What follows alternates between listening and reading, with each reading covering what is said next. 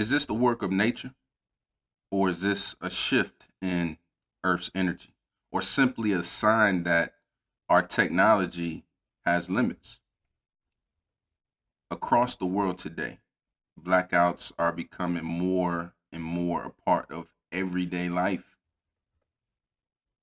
Just picture this: you're at work, you're driving, or you're with family eating dinner, and then all of a sudden it gets dark. Elevators freeze, Wi Fi drops, the hum of electricity is gone, hospitals switch to backup energy, traffic gets nasty, uncertainty sets in.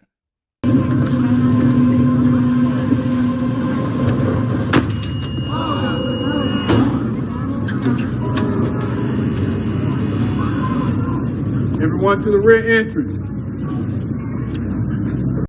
This isn't science fiction, it's a reality. All the way from California to Tokyo, from Nairobi to northern Queensland. Like, honestly, blackouts are no longer rare. I wouldn't be surprised if they happen just about every single day. And they're not just annoying, they're warnings. You know, these are glitches in the invisible web that holds our lives together every day, so called, right? Now, between January and April, we've seen the signs. In Chile, there was a blackout that shut down the entire country. And then, of course, we just recently had, the massive outage that crippled Spain, Portugal, France, and Andorra, disrupting trains, airports, and 55 million lives. The claim that Europe's power blackout was caused by the weather is likely false. Initially, as millions lost power across Spain, Portugal, and France, reports stated that extreme temperature fluctuations in southern Spain caused the blackouts.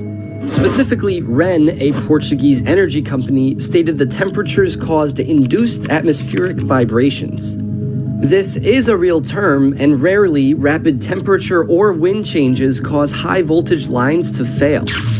However, there were no temperature nor wind fluctuations in southern Spain when the blackout occurred. Blackouts in Europe's history. This is a live look at Madrid's main train station. It's just gone 10 a.m. Many of these passengers have spent the night sleeping on the ground. And that's just the tip of the iceberg, with the outage causing chaos across 3 countries. Traffic chaos and confusion. Drivers stuck at a busy intersection after the lights went out. Underground train networks plunged into darkness. Services brought to a halt, passengers forced to walk along the tracks, others stranded far from their destinations. It's the result of a massive blackout which occurred at lunchtime, spanning Spain, Portugal, and parts of France. Tens of millions, mostly across the Iberian Peninsula, suddenly without electricity. And all the power went out. They evacuated the entire building. We got out in the streets. There was people pouring into the streets. Melbourne man Craig White and his wife and daughter were inside Madrid's Museo del Prado, the Spanish capital, which has more than 3 million residents, one of the worst affected cities. All the bars were shut, all the restaurants were shut. You couldn't use credit cards, you couldn't get petrol out of petrol pumps. It triggered crisis meetings, Spain's Prime Minister calling the outage unprecedented. And hours later conceding, we still have no conclusive cause, while ruling nothing out. Amid speculation of a possible cyber attack, Portugal's power grid operator blamed it on a rare atmospheric phenomenon, where there was an extreme imbalance of temperatures.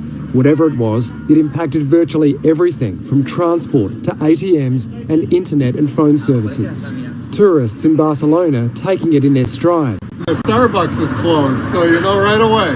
But with many in the dark about when they could expect power to be restored, there was a rush for supplies. There's the aisle. It's like apocalyptic. With help from interconnectors, power is slowly returning to some areas, while others have been told it could be days in the dark, even as long as a week. They want their power back. Everybody wants an explanation. We need to push for systemic change. In Cuba, Panama, and Puerto Rico, storms and old grids have triggered mass failures. In Sri Lanka, a monkey was blamed until deeper system flaws were revealed. And then in Australia, there were over 240,000 people left in the dark after violent storms. And let's not forget Mother Africa. Blackouts have struck Kenya, Nigeria, Zimbabwe, Zambia due to fuel shortages and crumbling systems. So even powerhouses like the United States, Canada, and Japan haven't been spared. Now, of course, when energy grids falter, no one is immune. So what's really going on? What's actually happening? I don't think this is just aging infrastructure. Now that does play a viable role. That does play a major role. But it's also extreme weather, turbocharged by climate change. That's what they say. But then you also have soaring demand for, growing populations and tech. And, let's not forget cyber attacks, right? Targeting, grid systems. So we also know that there's some mismanagement, there's some corruption, when it comes to developing as well as developed nations. But to me, there's something deeper, right? Our power systems are no longer isolated. They're globally connected. A failure in one part of the world sends shockwaves through the other. So a cold snap in Canada is definitely going to boost demand in New York. A heat wave in Europe spikes prices in Asia. So we are all plugged into the same invisible web, and it feels like it's coming undone. Because when the grid goes down, so much follows right behind, right? Hospitals risk lives, airports, transit stops, emergency services fail. Okay, what about the elderly, the sick, the vulnerable? It can be deadly. What do we do? What's the answers to these questions? First and foremost, don't panic. I think everybody needs to take a step back, talk with your family, make a plan. We can't always stop the outage, but we can control our response. Not only that, but second, we need to start building resilience at home, in communities, as a nation or nations. We need to invest, not just in, obviously these big government projects that have been going on for years. Highways being built, certain buildings being created, but at what cost, right? At what cost to the environment? At what cost to our personal lives? We need to start doing things for ourselves, right? Smarter grids with, the type of technology that can reroute around the failures that we've experienced.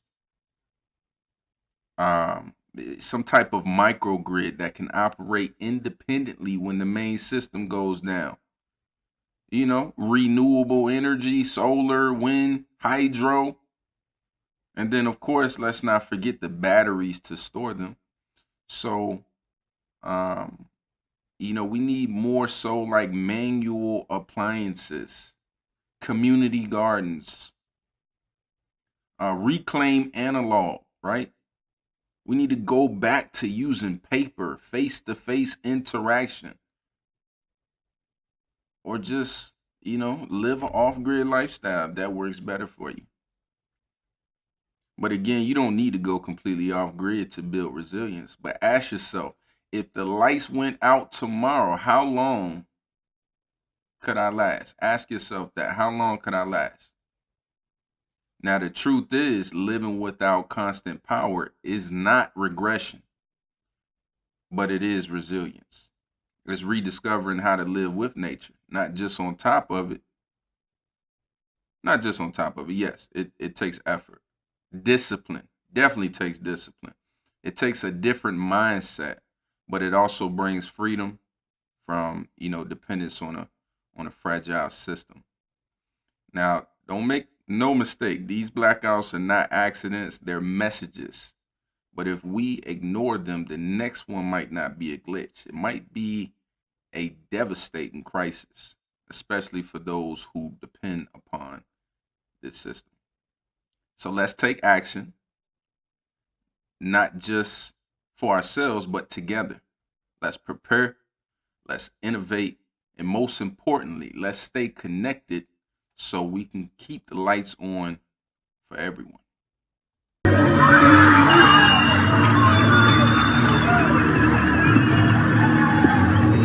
Like, comment, and subscribe. Thanks for watching.